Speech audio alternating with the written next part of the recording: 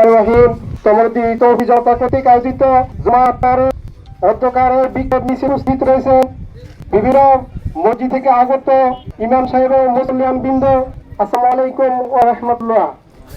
সম্মানিত আপনারা নিশ্চয়ই অবগত রয়েছেন ফিলিস্তিনের সাথে ইসরায়েলের যুদ্ধবিরতি চলছে। এই যুদ্ধবিরতির মধ্যে যুদ্ধের আইন লঙ্ঘন করে একতরফাভাবে গত 2 দিন যাবৎ ইসরায়েল ফিলিস্তিন শিশুদেরকে বিনা স্থাপনা গুড়িয়ে নিয়ে এসেছে, ভারতে হাহাকার দেখা দিচ্ছে। আল্লাহ রাব্বুল আলামিন পবিত্র কোরআনে বলে দিয়েছেন, ওয়া নাকাবু মিনহুম ইল্লা আন ইউমিনু বিল্লাহিল আজিজিল হামিদ। ফিলিস্তিনের মুসলমানদের কোনো অভাব নাই, তারা এটাই তারা মহান প্রশংসিত আল্লাহ রাব্বুল আলামিনের ঈমান এনেছে, তারা মুসলমান হিসেবে নিজেদেরকে পরিচয় দিচ্ছে। একমাত্র মুসলমান হিসেবে পরিচয় দেওয়ার কারণে বিশ্বের দিকৃত ফিলিস্তিনের উপর বারবার হামলা চালাচ্ছে।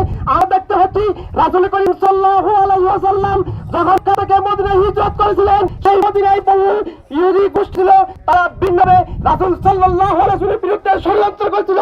সেই ষড়যন্ত্রের অংশ হিসেবে 1940 সাল থেকে ফিলিস্তিনে ষড়যন্ত্র করে বারবার হাজার হাজার লক্ষ লক্ষ মুসলমানদের হত্যা করছে। আজকে মুসলমান রক্ত নিয়ে গেছে, আজকে বিশ্ব শত কোটি মুসলমান থাকে মুসলমান বেষ্টিত রয়েছে। ইসরায়েল কোন সাহসে, কাদের সাহসে এই ধরনের হামলা করছে? বিশ্ব মুসলমান এর জবাব চাই। সম্মানিত উপস্থিতি, আজকে আমরা বিশ্ব মুসলমান রাষ্ট্র নিয়ে প্রত্যেক রাষ্ট্রের মুসলমান রাষ্ট্রের প্রধানদেরকে আহ্বান জানাতে চাই, আপনারা উত্তর ফিলিস্তিনের মুসলমানদের রাজনীতির জন্য এগিয়ে আসুন। নাহলে একদিন আপনাদেরকে এই ভাগ অবরণ করতে হবে, সেদিন আর বেশি নয়।